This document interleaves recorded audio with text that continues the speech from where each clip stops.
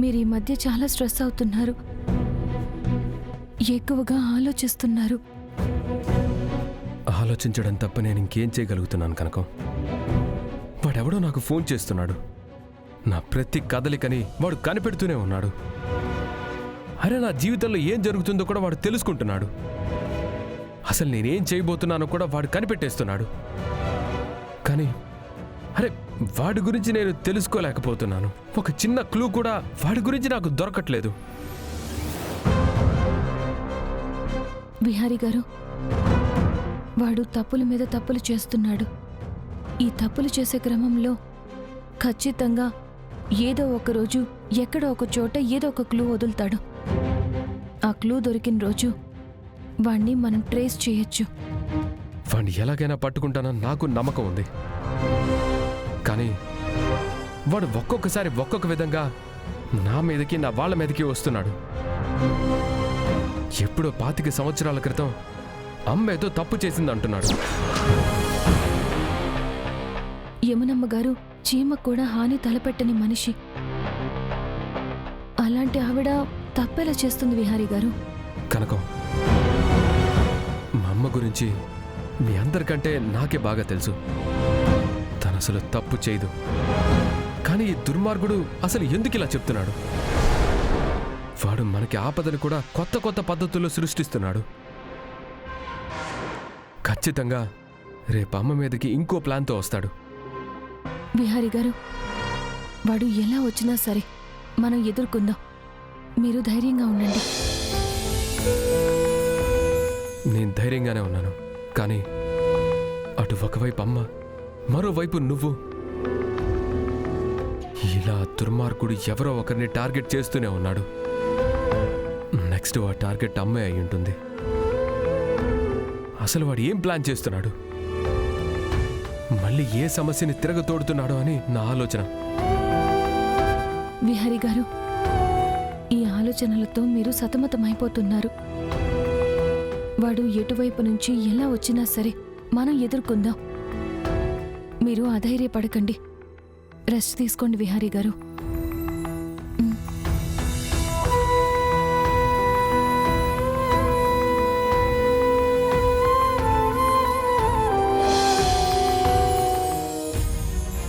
ఈ దోష నివారణలో ఎలాంటి తప్పులు దొర్లినా, నిజాలు దాచినా సరే అమ్మవారి ప్రకోపానికి గురవుతారు. భయంకరమైన శిక్షని అనుభవిస్తారు. అసలే సమ్మర్ వచ్చేసింది. కడుపుతో ఉన్న నేను అంతసేపు గుళ్ళో అంటే ఉండలేను. ఆ పూజలవి నేను చేయలేను.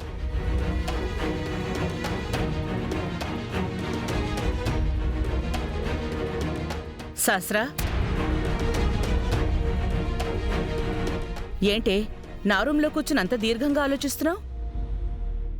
ఏం లేదమ్మా, నేను అందరి ముందు దోష నివారణ పూజ చేయనని కరాఖండిగా చెప్పాను కదా, దాని గురించే ఆలోచిస్తున్నాను. దాని గురించి ఆలోచించడం ఎందుకే? నువ్వు చెప్పాల్సింది చెప్పేశావు కదా. మీ అత్తయ్య ఎంత ఫోర్స్ చేసినా నువ్వు మాత్రం వెళ్ళడానికి వీల్లేదే. అది కాదమ్మా, నేను అంత కఠినంగా స్ట్రైట్ ఫార్వర్డ్గా నేను పూజ చేయను అని చెప్పేస్తే అత్తయ్య కానీ ఇంట్లో ఎవరికైనా కానీ నా మీద అనుమానం వచ్చే అవకాశం ఉంది కదమ్మా.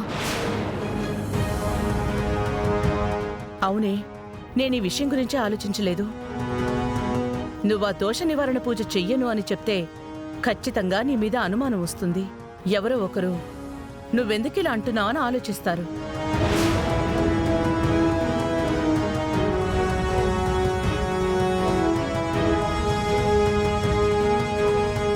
అలా నా మీద ఎవరూ అనుమానించకూడదు అంటే నేను ఈ పూజ విషయంలో చాలా జాగ్రత్తగా వ్యవహరించాలమ్మా. నువ్వు చెప్పింది కూడా పాయింటేనే. అత్తయ్య వారసుడి విషయంలో అంత తేలిగ్గా వదలదమ్మా. రేపొద్దున పూజ విషయంలో కూడా నన్ను ఏదో ఒక విధంగా బలవంత పెడతారు. అవును, ఖచ్చితంగా ఏదో రకంగా ప్రయత్నం చేస్తుంది.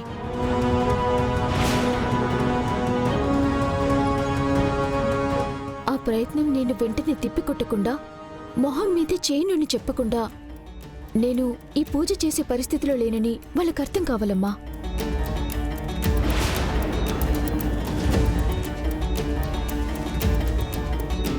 సహస్రా, నువ్వు ముందెళ్ళి మీ అత్తయ్యతో కాస్త జాగ్రత్తగా మాట్లాడితేనే మంచిది.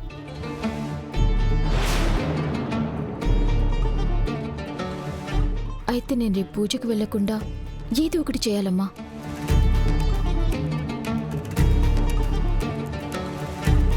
దోష నివారణ పూజ చెయ్యను అని అంటోంది. ఎందుకిలా అంటోంది?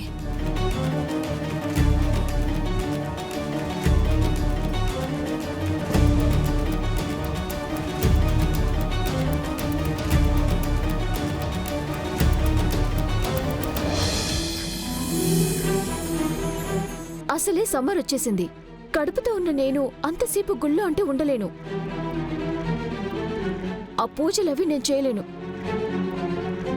అలా నా మీద ఎవరూ అనుమానించకూడదు అంటే నేను ఈ పూజ విషయంలో చాలా జాగ్రత్తగా వ్యవహరించాలమ్మా. అయితే నేను రేపు పూజకు వెళ్లకుండా ఏదో ఒకటి చేయాలమ్మా. ఆ రోజు కూడా సహస్రమ్మ టాబ్లెట్స్ పడేసింది. రమణమ్మ, ఏంటా టాబ్లెట్స్? లక్ష్మమ్మ, ఈ టాబ్లెట్స్ సహస్రమ్మ బెడ్రూమ్లో చెత్తబుట్టలో దొరికాయమ్మా. పులుపు కూడా తినాలని ఏమీ లేదు అని అంది. ఈ రోజేమో దోష నివారణ పూజ చెయ్యను అని అంటోంది. ఎందుకిలా అంటోంది? ఏమై ఉంటుంది?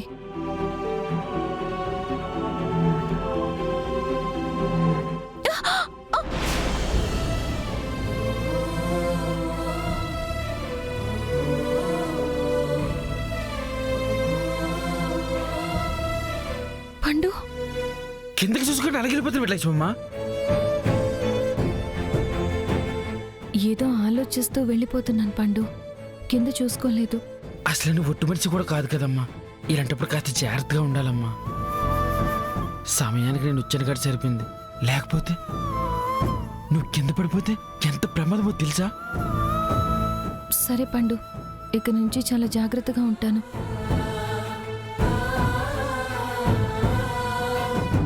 అదేంటి లక్ష్మమ్మ అంత దీర్ఘంగా ఆలోచిస్తున్నావు? సహస్రమ్మ విషయంలో నాకు అనుమానంగా ఉంది. అనుమానమా? ఏటమ్మా అది? తన ప్రెగ్నెన్సీ విషయంలో ఏదో దాస్తుంది అనిపిస్తుంది పండు. ఏటమ్మా నువ్వు ఉంటుంది? నాకేట అర్థం కావట్లేదు. ఆ, అదే పండు, దోష నివారణ పూజ ఎలా తప్పించుకోవాలా అని సహస్రమ్మ ఆలోచిస్తుంది. అంతకు ముందు కూడా ఆమె ప్రెగ్నెన్సీ టాబ్లెట్స్ వేసుకోకుండా చెత్తబుట్టలో పడేసింది.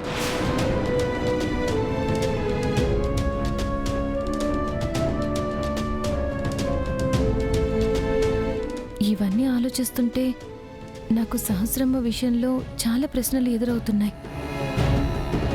లక్ష్మమ్మ, ఆమె మనసులో ఏముందో, ఆమె ఏం నిజం దాస్తుందో మనమెలాగమ్మా తెలుసుకోవడం?